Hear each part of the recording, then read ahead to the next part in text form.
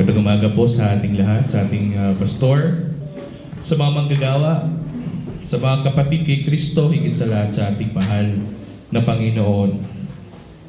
Sa pagpapatuloy natin ang pag-aaral ng mga salita ng Diyos at ngayong lingkod din naman ay ito ay ang ating banal na hapunan, if I'm not mistaken, ang pagsasagawa ng Lord's Supper. No? Atin pong pag-aralan yung mga nagawa ni Kristo para sa atin. Since dinelegate na natin na yung the whole month of April is about Christ, no? Sa mga kung sino siya at sa mga nagawa niya, tingnan natin itong biblical perception na kung saan ang Diyos ay galit sa tao at kailangan ng pampalubag loob ng tao upang hindi na magalit ang Diyos, no? Lagi kasi nating naririnig na ang Diyos ay pag-ibig, siya ay mabait, maalalahanin, mahabagin.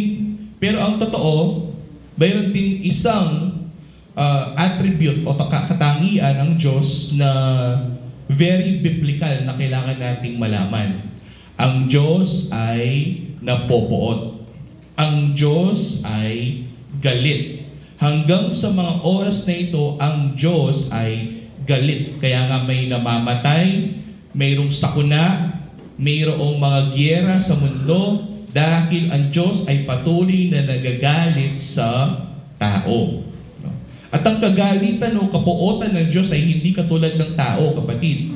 Ang puot ng tao ay lumilipas.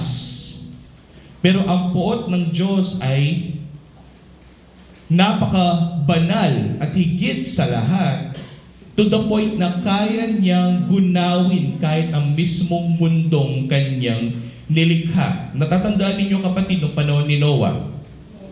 So sobrang galit ng Diyos, kapatid, ginunaw niya ang mundo. So ang galit ng Diyos ay banal. Ibig sabihin, this is iba sa atin, hindi natin maintindihan. At kapag nagalit ang Diyos, magagalit siya sa iyo for eternity. Dahil ang Diyos ay eternal. Kaya nga kung titingnan mo sa Biblia, may bad news tayo. Ano yung bad news? Ang Diyos ay galit sa tao.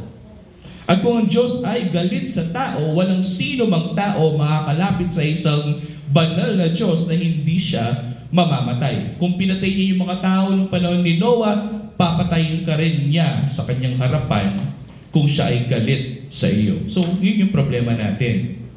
Ang pag-aaralan natin ngayong umaga na ito, yung tinatawag natin the biblical term propitiation, sa Tagalog, kapatid, is pampalubag loob. Ito yung alay na nakakapagsaya sa Diyos upang hindi na siya magalit sa atin.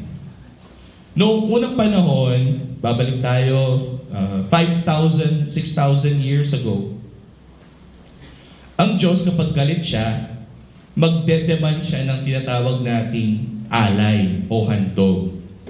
Ano yung iaalay sa altar ng Diyos? Mga hayop. Kordero, tupa, kambing, no? Kahit anumang hayop na papatayin sa harapan ng Diyos, yon yung bubuhusan ng galit ng Panginoon at hindi na siya magagalit sa Israel. So kailangan mayroong buhusan o parusahan ang Panginoon upang hindi na siya magalit. Noong unang panahon, kapatid, yung mga hayop na sinusunog sa altar, doon ibinubuhos ng Diyos ang kanyang galit. So may namamatay. Kapag nagagalit ang Panginoon at bubuhusan ng galit yung isang nilikha, siya ay mamamatay. Noong mga panahon na yon, yung mga hayop na inaalay sa altar. Pero ano nga ba yung inalay na nakapagpasaya sa Panginoon, sa Diyos, sa langit, na hanggang ngayon ay masaya pa rin sa mga na kay Kristo Jesus na siyang naging pampalubag loob ng mga sumasampalataya sa Kanya. Tingnan muna natin, kapatid, kung ano ang bad news. Mamaya. Ito yung ating pinaka key verse ngayong umaga na ito na ating i-explain. Sa 1 John chapter 2 verse 1 to 2. Ang author ng 1 John ay yung kapareho ng author ng The Gospel of John, no? At saka ng Revelations. Ang 1 John 2:1 to 2 states na, "Mumunti kong mga anak, ang mga bagay na ito," sabi ni Juan sa kanyang mga alagad, sa kanyang mga kapatid kay Kristo, "Ang mga bagay na ito ay isinusulat ko sa inyo upang kayo'y huwag magkasala." At sinabi niya dito, "At kung sino man ay magkasala, ay may tagapamagitan tayo," yung nasa gitna, "sa Ama." At sino yung tagapamagitan? Si Jesucristo na siyang matuwid. No? At ano ba yung ginawa ni Kristo upang siya ay maging pinaka-qualified na tagapamagitan ng tao sa Diyos? Next.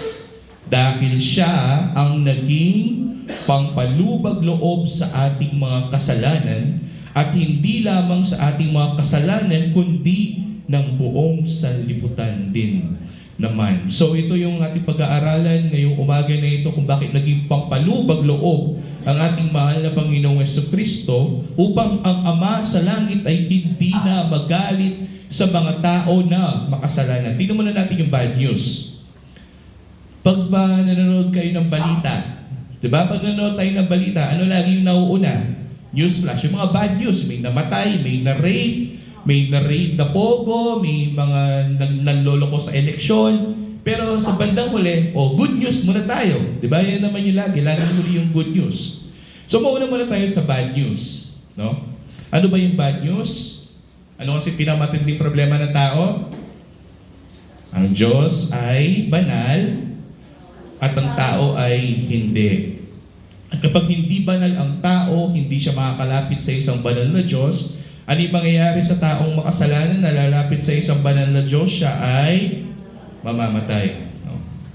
Kaya sa Romans chapter 3 verse 20, sabi dito ni Pablo, "Sapagkat sa pamamagitan ng gawa ng kautusan ay walang laman ng aariing ganap sa paningin niya." Ibig sabihin, kahit anong pagsunod mo sa mga batas ng Diyos, hindi mo maliligtas ang iyong sarili. Hindi ka magiging matuwid sa harapan ng Diyos. Bakit? Sapagkat sa pamamagitan ng kautusan ay ang pagkakakilala ng kasalanan. Ibig sabihin, kapag may ginawa kang tama sa mga batas ng Diyos, may kaukulang pagsuway sa mga kautusan din naman ng Diyos. Dahil ang tao sa kanyang likas na natural na salaman ay patuloy na magkakasala sa harapan ng Diyos. Ibig sabihin, ano yung conclusion niya? 23. "Sapagkat ang lahat ay nagkasala nga at hindi nakaabot sa kaluwalhatian ng Diyos." Ladies and gentlemen, walang matuwid, wala kahit isa. Kahit ikaw ay pinakamabait na tao sa buong mundo, at one point in your life, ikaw ay nagkasala. At ang sabi sa Biblia, kung sino man ang nagkasala, kahit yung pinakamaliit lang na kasalanan sa harapan ng Diyos, ang Diyos na ay napupuot sa Kanya. Kahit gaano ka bang kabait na tao, kapatid, kapag ikaw ay makasalanan sa Kanyang harapan, ikaw ay kinapupuotan ng Diyos. So sabi sa Biblia, ang Ama ay napupuot at nagagalit. Paano natin nalalaman yan?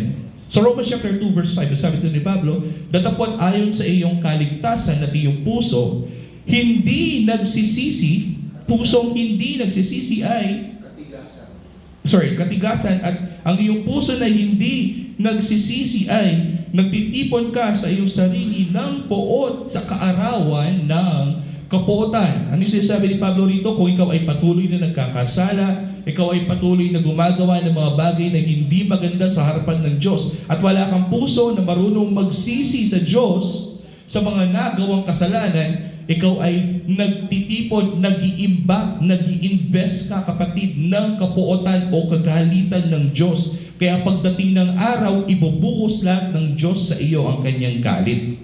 Ang sabi sa Biblia, paano ibubuhos ng Diyos ang galit sa atin? Dadalhin niya ang ating mga kaluluwa na hindi na namamatay sa dagat-dagatang apoy, kapatid. That is eternal torment. Walang hanggang pagdurusa sa impyerno.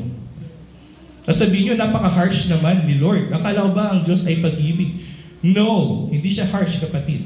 Ibinibigay lamang ng Diyos kung ano yung nararapat para sa iyo. Ano yung nararapat para sa isang makasalanan? Siya ay parusahan. Kaya binibigay lamang ng Diyos kung ano yung nararapat para sa iyo. Kung nasa korte tayo, kung guilty ka, papakawalain ba yung taong guilty? Hindi, paparusahan. Ganyan din, kapatid, kapag ginagawa mo na patuloy ka nagkakasala, ikaw ay nag-iipon ng kapuotan. No? Kaya ang Diyos ay napopoot.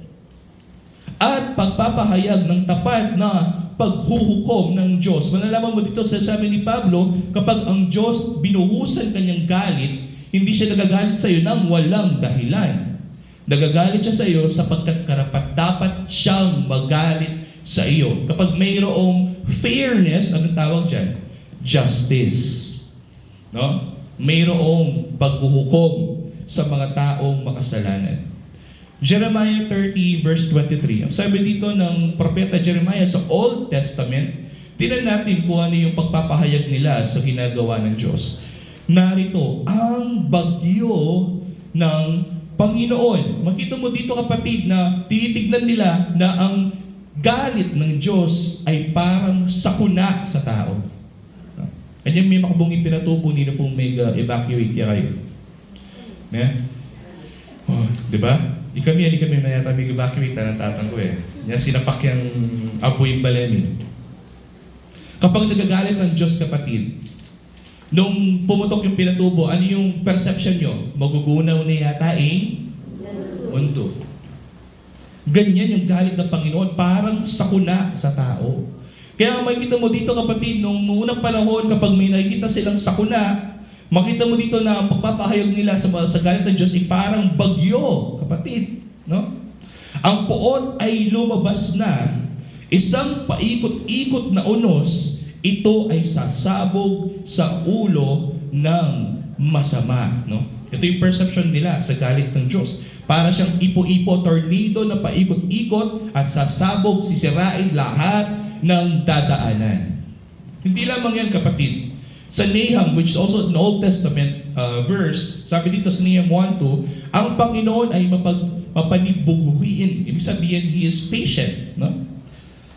Pero, siya rin naman ay naghihiganti. Ang Panginoon ay naghihiganti at puno ng puot. Ang Panginoon ay naghihiganti sa kanyang mga kaaway at siya'y naglalaan ng puot sa kanyang mga kaaway. Sino kaya yung mga kaaway dyan? Yung mga pasaway sa Diyos. Yung mga nagkakasala sa harapan ng Diyos. Ito yung problema. Ang sabi sa Biblia, lahat ng tao ay makasalanan. Lahat ng tao ay hindi matuwid sa harapan ng Diyos. So in conclusion, therefore, ang Diyos ay napupuot sa lahat ng tao. At siya ay naglalaan ng puot sa lahat ng tao. Dahil lahat ng tao ay kanyang mga kaaway. Noong unang panahon, kapatid, ginawa na ng Diyos yan. Diba? Ginunaw niya ang mundo. At iniwan lamang niya ay 8. Ngayon, kapatid, patuloy pa rin nagagalit ang Panginoon sa tao sapagkat ang tao ay patuloy na nagkakasala. Lahat ng tao ay makasalanan, kaya lahat ng tao ay kaaway ng Diyos. Kaya sabi ni Pablo sa Romans chapter 1 verse 18, nung sinasabi niya dito na may mga tao na patuloy na lumalayo sa Diyos, ito yung sabi niya, sapagkat ang puot ng Diyos ay nahayag mula sa langit, laban sa lahat ng mga kalikuan at kasamaan ng mga tao. Nasa pamamagitan ng kanilang kasamaan ay pinipigil ang katotohanan. Makikita mo dito, kapatid, na hindi ang dyablo ang pumipigil sa katotohanan, kundi alin? Ang mismong laman ng tao. Ang tao mismo, kapatid, ay makasalanan sa harapan ng Diyos. Kung tayo mga kaaway ng Diyos at tayo makasalanan sa harapan ng Diyos, therefore, in conclusion, ang Diyos ay galit sa atin.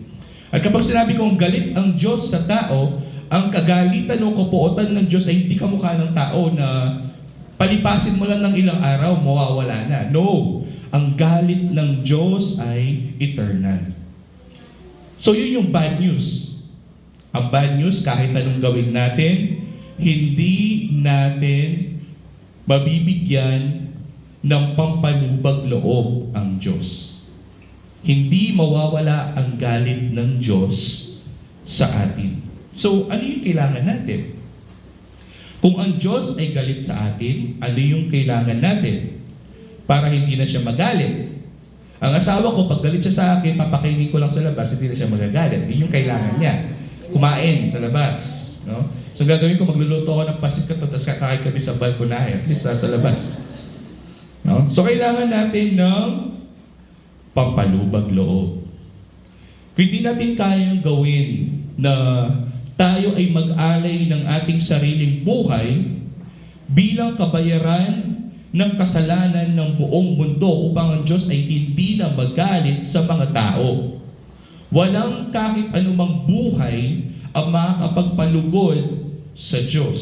Ngunit mayroong isang buhay na magbibigay ng pampalubag loob sa atin. Ang kanyang buhay ay naging sapat at higit pang pampalubag loob sa atin. At kinakanta natin ito nung sinasabi natin, the Father's wrath is completely satisfied. 100% nawala ang galit ng Ama sa langit. Therefore sabi sa Romans chapter 8, therefore there is no condemnation. Pag sinabing no, that is universal negative. Kahit 1% condemnation, wala. It is no, zero, nada. For those who are in this person. Makikita natin dito kung sino siya. May good news.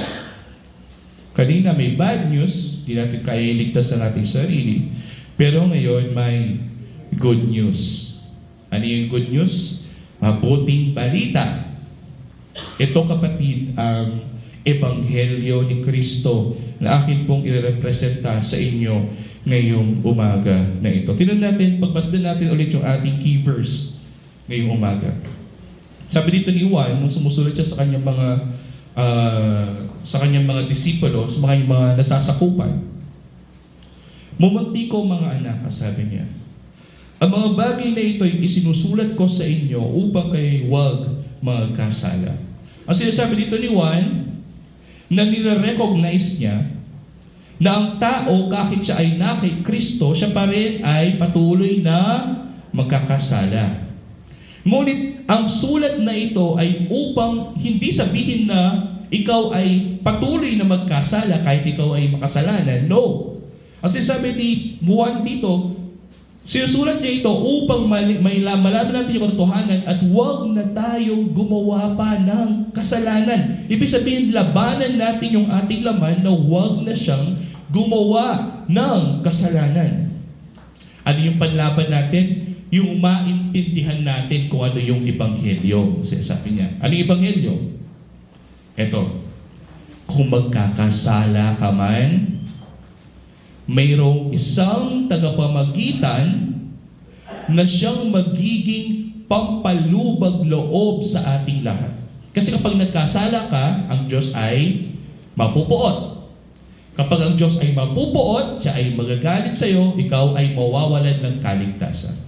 Ang sinasabi ni Juan dito, well, kung nagkasala ka, mayroon kang tagapamagitan upang ang puot ng Diyos ay hindi maibuhos sa iyo, kundi maibuhos sa iyong tagapamagitan. Tingnan natin kapatid.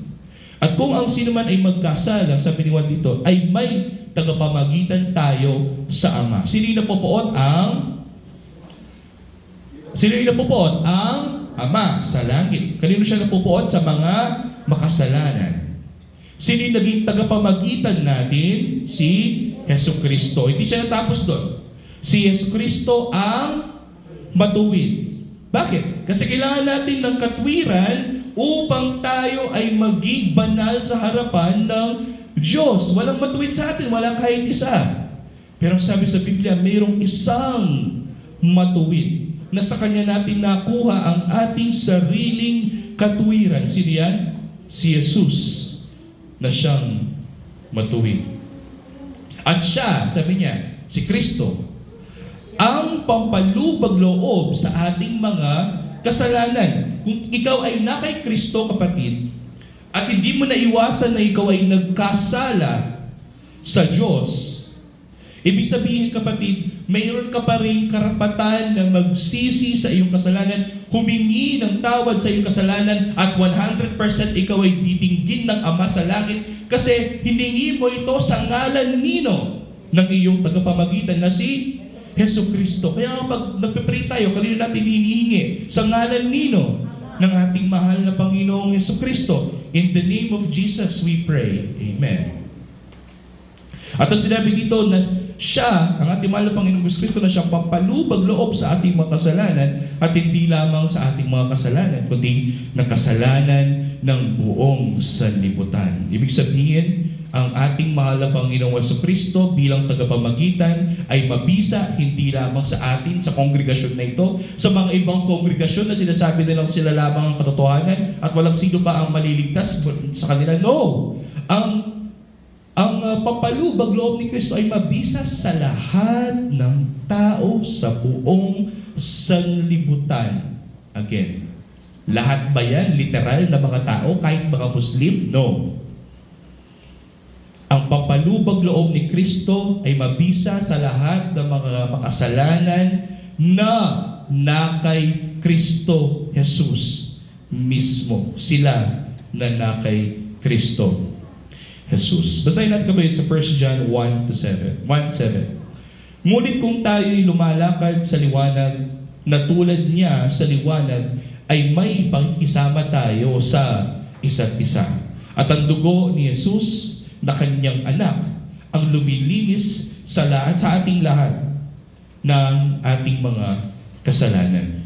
Makikita mo dito, kapatid, na kapag tayo ay lumalakad sa liwanag, tulad ng paglakad sa liwanag ng ating mahal na Panginoong Hesus Kristo, ay may pakikisama tayo sa isa't isa. Pakikisama with Christ. We have fellowship with Christ. And we have fellowship with one another. Kasi, kung tingnan natin yung konteksto niyan. Before that, ang sinasabi na mayroong mga makasalanan na mas prefer nila na nasa madilim sila. Bakit? Kasi pag ikaw ay nasa madilim, hindi nila makikita ang iyong kasalanan. Pwede mong itago yung iyong kasalanan. Kaya makikita mo kahit sa mga red light districts, no? Laging madilim yung mga bars, restos. Bakit sa dilim sila nag-i-start? Para maitago nila yung kasalanan na kanilang ginagawa. No? So yung mga makasalanan, gusto nila nasa dilim sila. Pero ngayon tayo ay na kay Kristo na, kailangan lumakad tayo sa liwanag. Bakit? Kasi meron na tayong confidence na lumakad sa liwanag. Kung lalakad man tayo sa liwanag at makita nila ang ating mga kasalanan, makita mo na mayroong kapatawaran sa iyong mga kasalanan. Bakit? Kasi kapag ikaw ay naglalakad sa liwanag, mayroong kalinisan sa ating mahal na Panginoong Hesus Kristo, na kahit makita ang ating mga kasalanan ng Diyos Ama sa langit, lilinisin ito ng ating mahal na Panginoong Hesus Kristo. Tayo ay magiging matuwid sa harapan ng Diyos na nasa langit dahil sa ating mahal na Panginoong Hesus Kristo. Sa kanyang dugo, kapatid, tayo ay nalinis. Kaya kung lalakad man tayo sa liwanag, hindi na tayo mahihiyang lumakad sa liwanag. Kasi kahit makasalanan tayo, hindi yung ating mga kasalanan na makikita ng Ama sa langit, kundi ang kalinisan ng ating mahal na Panginoong Jesucristo, ang katwiran ng ating mahal na Panginoong Jesucristo na siyang makikita sa langit. Kaya huwag tayong mahiyang makipagsama, makihalubilo sa isa't isa. Bakit? Kasi this is not the house of the righteous. Ang ating bahay panambahan ay hindi bahay ng mga matutuwid na tao, kapatid. Ito ay bahay ng mga makasalanan. Sino ba sa atin yung hindi nagkasala? Wala, kapatid. Kahit ako nagkasala. Kahit ang pastor natin ay nagkasala. Kung bakit tayo narito? Dahil kailangan natin ng tagapamagitan. Kailangan natin ng tagapaglinis ng ating mga kasalanan. Kaya nga ang ating fellowship tulad ng mga ito, kapatid, ay huwag natin bigyan bigyan natin ng atensyon, wag natin dinidibaliwala sa buhay natin. Sapagkat sa tuwing tayo ay nakikisama, we are having fellowship not just with our brothers and sisters, but we are also having fellowship with Christ. No? Na siyang naglilinis ng ating mga kasalanan. Hindi lang yun, Hebrews 2:17. Kaya nararapat na sa Kanya na sa lahat ng mga bagay ay matulad sa Kanyang mga kapatid, upang maging isang dakilang saserdoteng mawain at tapat sa mga bagay na nauukol sa Diyos. Siya na naging saserdote natin, siya na naging pinakapunong pari natin. Bakit siya yung ating pinakapunong pari? Upang siya ang gumawa ng pampalubag loob. Siya ang maging pampalubag loob patungkol sa mga kasalanan ng bayan. Again, ano yung ginagawa ng pari noong unang panahon? Siya ang nananalangin para sa Israel. Bibigyan ko kayo ng konting konteksto. Noong unang panahon, may pari. Ang pari, kapatid, siya yung pinakapinuno ng something spiritual.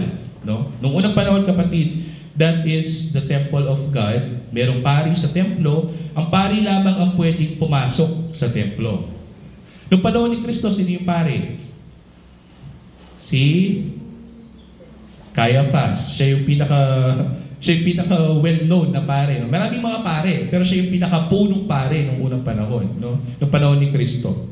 Siya yung sumisimbolo, siya yung parang naging tagapamagitan ng mga Hudyo at ng mga Hentil. At ano yung trabaho ng pare? Ang trabaho ng pare, kapatid, maghahanap siya ng alay. Ito ay ginagawa once a year during September na tinatawag nating Yom Kippur or the Day of Atonement, na ang buong Israel ay maghahanap ng pinakamatabang kordero o pinakamatabang tupa na kanilang iaalay sa templo ng Diyos, at ang magsasagawa ng ritual na yon ay ang tinatawag nating mga pari. Yung pari, kapatid, ano yung gagawin niya? Meron siyang dalawang padalangin. Ang unang padalangin ng isang pari, kapatid, ang buong kasalanan ng Israel ay maipasa or ma-impute sa kambing.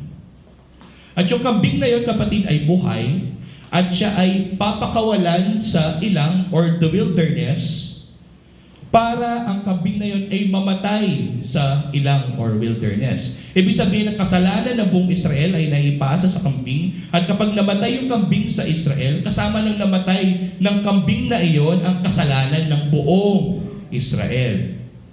Doon natin nakuha yung word na scapegoat. Alam niyo ba yung word na scapegoat?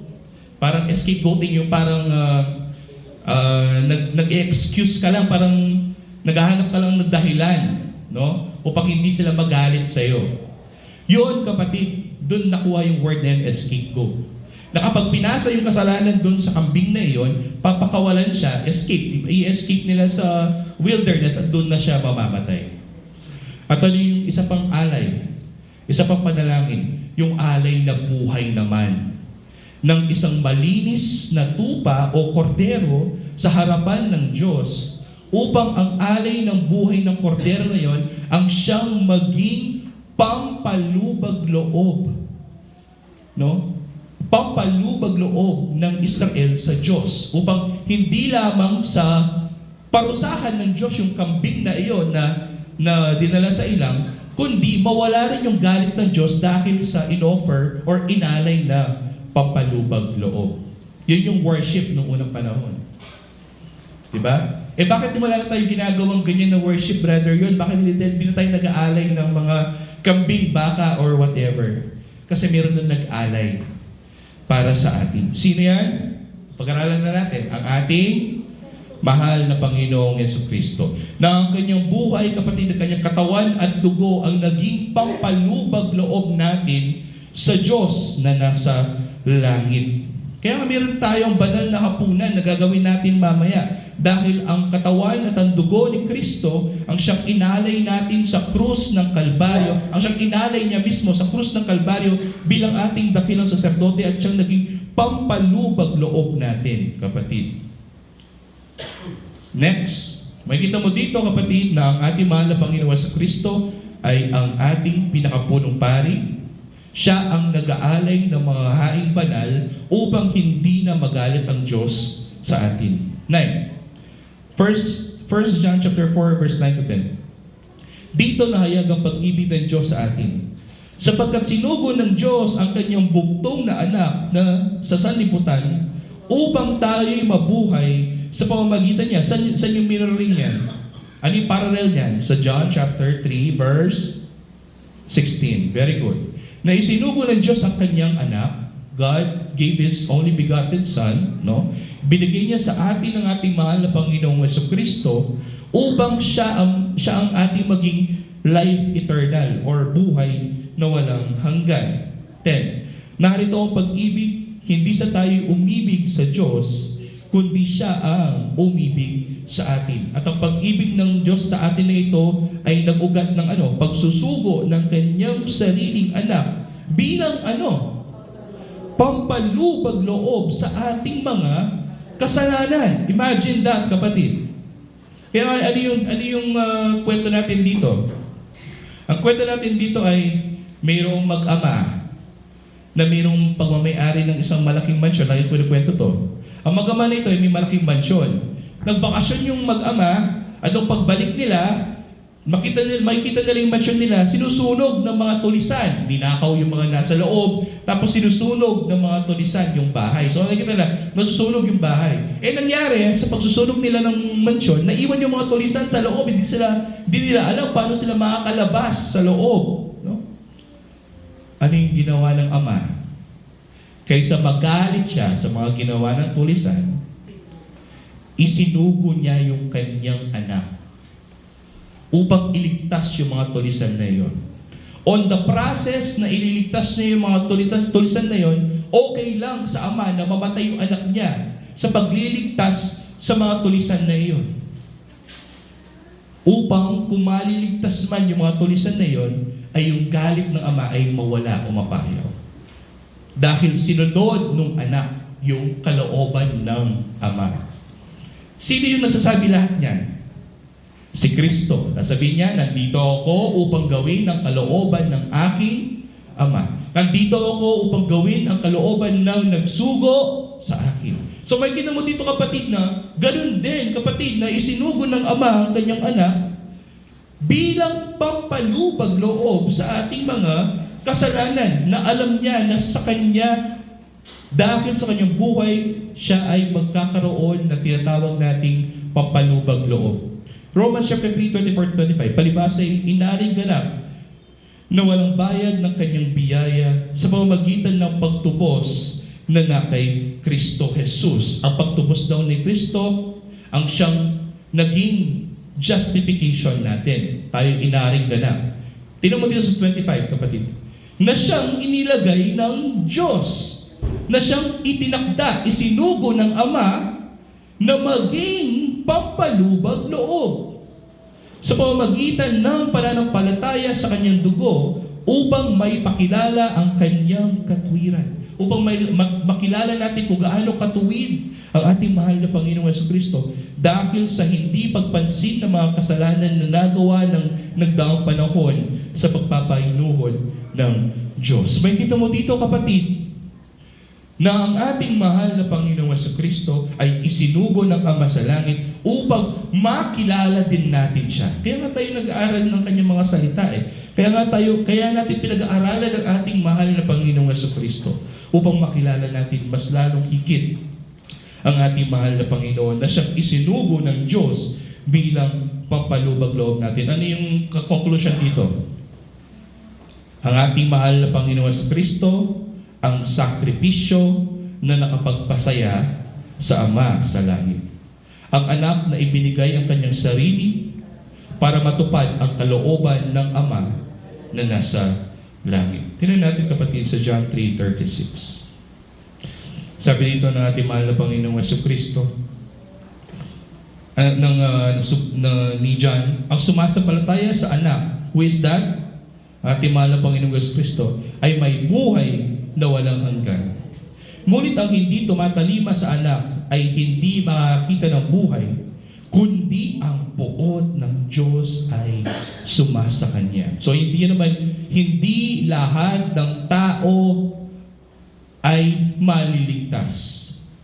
Hindi namatay sa krus si Kristo upang ang kanyang buhay ay mabisa sa lahat ng mga taong makasalanan, kundi kanino lamang? Sa mga na kay Kristo, na tumatalima kay Kristo, na si Kristo kanilang ginawang Panginoon, na sumasampalataya kay Kristo lamang. Ano yung mga tao na hindi sumasampalataya kay Kristo? Yung mga ibang reliyon, yung mga ibang lahi, yung mga ibang tao. The bad news is, ang puot ng Diyos ay sumasa kanila. So kung gusto mong pampalubag loob, kung gusto mo na ang Diyos ay hindi na magalit sa iyo, kung gusto mo ng reconciliation o pakikipagkasundo, kay Kristo ang daan patungo doon. Kaya nga sa John chapter 14, kapatid, ang sabi natin, mahal na Panginoon, I am the way, the truth, and the life. No man, walang kahit sino pa, can come to the Father unless it is by, through, in Christ. Siya lamang, kapatid.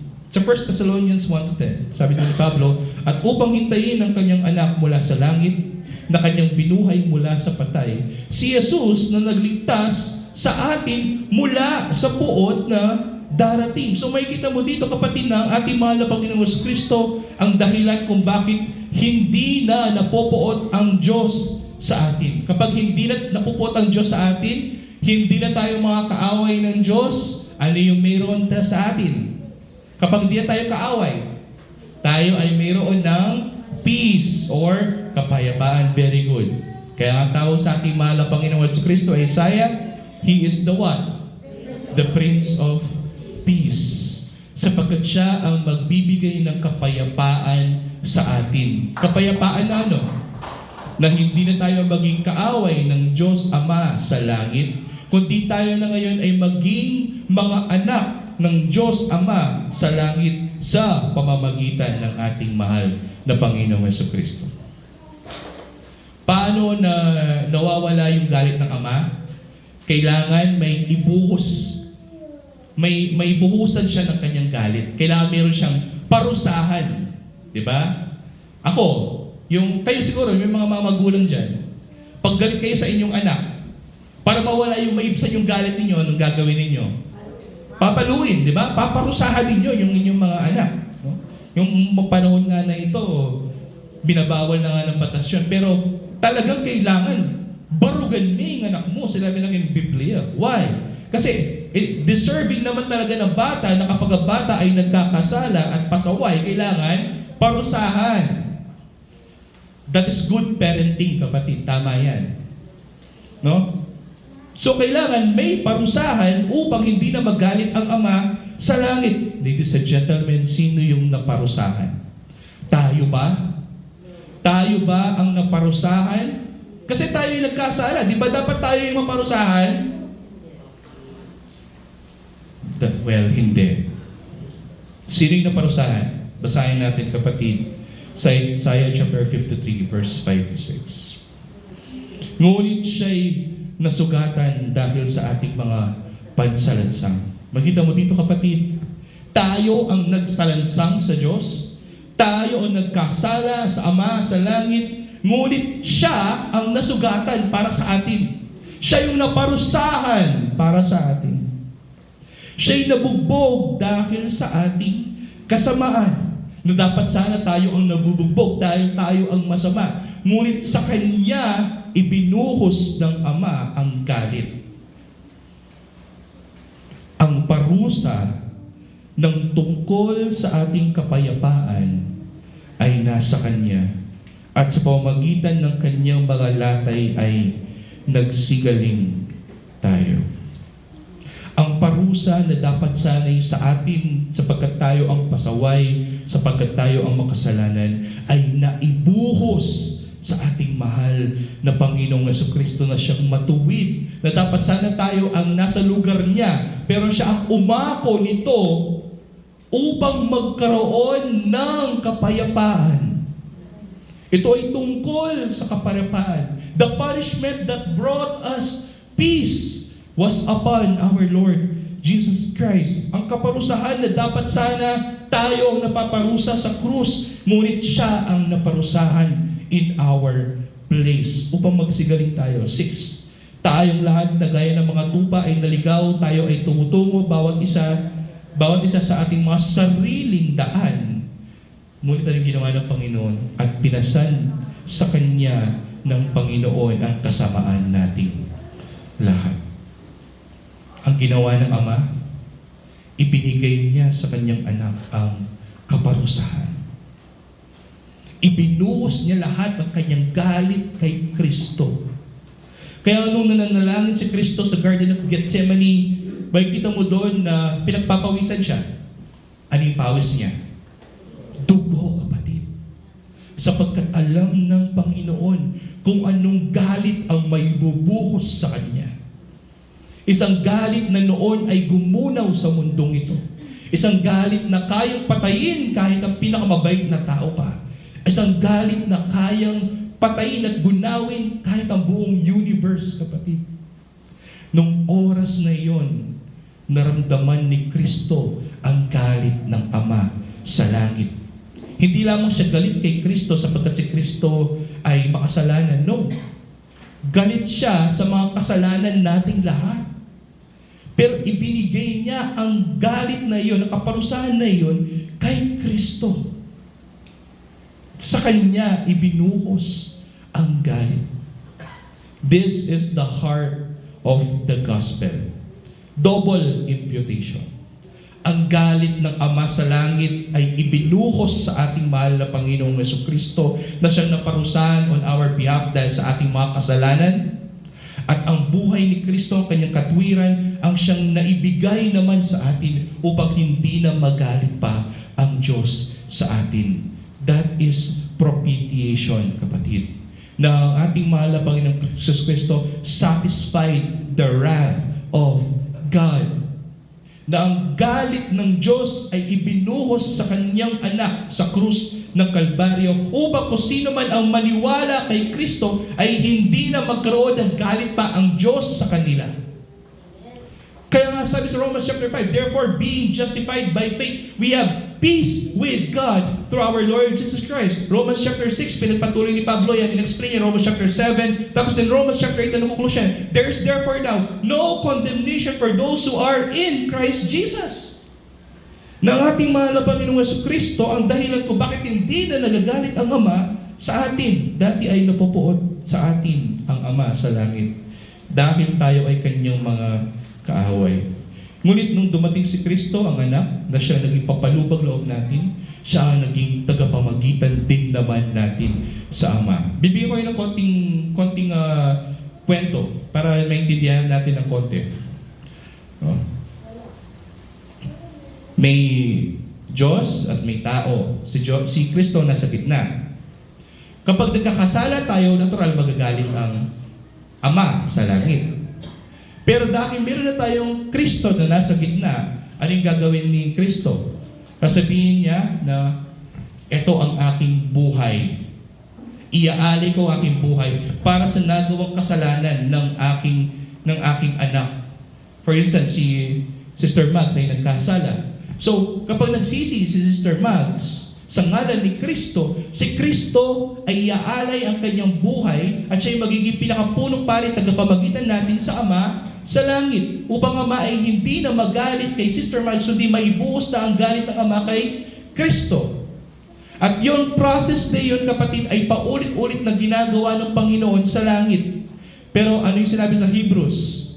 Kahit paulit-ulit na ginagawa yun ng Panginoon sa langit, hindi na siya namamatay. Dahil ang kanyang buhay ay pangwalang hanggan. Ibig sabihin, ang buhay at kamatayan ni Kristo is once and for all sacrifice na mabisa magpakailanman kasi hindi na siya namamatay.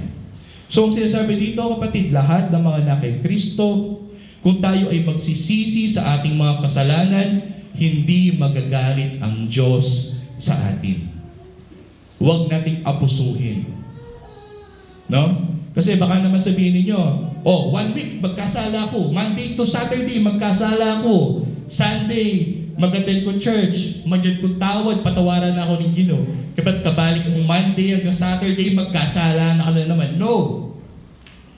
Sabi ni Juan, sinasabi niya yung katotohanan nito upang hindi na tayo magkasala. Kasi kung naiintindihan natin yung kasalanan na ito, na every time, yung katotohanan na ito, na every time na nagkakasala pala tayo, ay yung buhay pala ni Kristo yung kapalit nun. Ibig sabihin, kapatid, kapag ginawa mo ni kasalanan na ito, tapos nagsisi ka, tapos inuulit-ulit mo yung kasalanan na yun, parang paulit-ulit mong pinapako si Kristo sa krus ng Kalbaryo. Diba? Walang kabuluhan ang pagsisisi na nangyayari. Si Kristo ang ating tagapamagitan. Ngayon, hindi na napopuot ang Ama sa lahat ng mga na kay Kristo Jesus. Dito ako magtatapos sa paboritong verse na kinakanta rin ni Papa. Sabi sa Romans chapter 5 verse 1 to 2. Kaya't yamang tayo'y inaring ganap sa pamamagitan ng pananampalataya. Pananampalataya yan kanino? Kaya'y Kristo Jesus.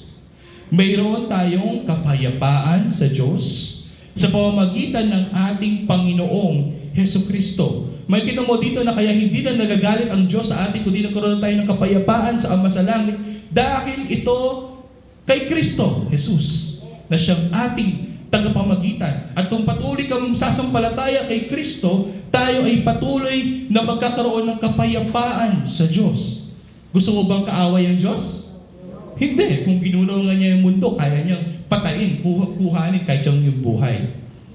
Kung ayaw mong kaaway ang Diyos, manatili ka sa pananampalataya sa ating mahal na Panginoong Hesukristo, sapagkat sa Kanya mayroong kapayapaan sa Diyos. Sa dos. Sa pamamagitan niya'y nakalapit tayo sa sa biyayang ito na ating pinaninindigan hanggang sa mga oras na ito. At nagagalak tayo sa pag-asa ng kalwalhatian ng Diyos. Ito ang dahilan kung bakit tayo narito, kapatid. Sapagkat ito ang ating pinaninindigan, hindi ba? Nandito ba tayo para ipakita natin kay Brother Noel na nag-a-attend tayo ng church? Dahil sinabi lang niya, mag-attend ka ng church. May attend ko, di ba? After nanita na, no? Wala. Kasi yung intention natin kung bakit tayo nag-a-attend ng church at the first place ay upang maipakita lang natin sa ating pastor na nag-attend tayo ng church. O yung iba nga, siguro may bagong bestida. Gusto nila ipakita sa kanilang mga friendships dito sa church. No. Ang intensyon kung bakit tayo narito, upang tayo ay manatiling matatag sa pananampalataya sa ating mahal na Panginoong Jesucristo. Kung may kahinaan sa isa't isa, magtulungan tayo sa isa't isa. No? Hindi yung kung ano yung kahinaan ng ating kapatid, doon pa natin siya sisirain. Kaya ngayong umaga na ito, kapatid, tandaan ninyo, kung mayroon tayong problema, ang problema natin ay, ang Diyos ay banal at ang tao ay hindi, mayroon tayong solusyon sa problema. Si Kristo na siyang ating papalubag loob. Ngunit dahil kay Kristo na siyang ating papalubag loob, tayo ay nagkaroon ng karapatang maging anak ng Diyos na nasa langit. Di ba? 1 Peter 3:18. Sapagkat si Kristo man ay minsan nagdusa sa ating mga kasalanan at ang isang matuwid dahil sa mga di matuwid upang kayo ay madala niya sa Diyos. Siya ay pinatay sa laman ngunit binuhay sa Espiritu. Dahil kay Jesucristo, nakabit natin ang pakikipagkasundo. Hindi na tayo kaaway ng Diyos. Tayo na ngayon ay mga kasangganan ng Diyos. So Romans chapter 5 yan, di ba? O Romans chapter 5 verse 10. Sapagkat kung noon ngang tayo mga kaaway ay pinagkasundo tayo sa Diyos sa pamamagitan ng kamatayan ng kanyang anak, lalo ngayong ipinagkasundo na ay maliligtas tayo sa pamamagitan ng kanyang buhay. Kaya huwag kayong mag-alala. Hindi tayo mawawalan ng kaligtasan. Kung talagang totoo kang na kay Kristo, ang buhay ni Kristo ay sapat ng bilang kabayaran sa ating mga kasalanan. Magsisi ka, kapatid, at huwag mo nang balikan pa yung kasalanan na iyon. Sapagkat ang sakripisyo ni Kristo ay mabisang pampalubag loob sa galit ng Ama sa langit. The sacrifice that satisfied. Tandaan niyo yan. Ang sakripisyo naging pampalubag loob ng Ama sa langit. Ang puot ng Ama ay napalitan ng kasiyahan dahil sa nagawa ng kanyang anak na si Jesucristo. Ang palakpak na yan ay huwag ibaling sa akin, palakpakan natin ang ating mahal na Panginoon. Tayo muna namin. Ama, maraming salamat sa dakilang biyaya. Maraming salamat at itinako mo kami ngayong umaga na ito sa pananampalataya at sa pagiging matatag sa pananampalataya. Dalangin namin, O Diyos, na patuloy mo kaming bigyan ng kalakasan at tawa ang aming mga kasalanan ay huwag maging hadlang upang kami matisod sa iyo. Marapatin mo, O Diyos, na aming pagsisisi ay mapatawad ang aming mga kasalanan, malinis, at sa pagsasagawa namin ng yung banal na hapunan ngayong umaga na ito, nawa ma-renew ang aming pananampalataya sa iyo, paratagan mo kami at maalala namin kung ano yung nagawa ni Kristo para sa aming buhay. Ito ang aming samdalangin sa mga pangyariang pangalan ng Panginoon.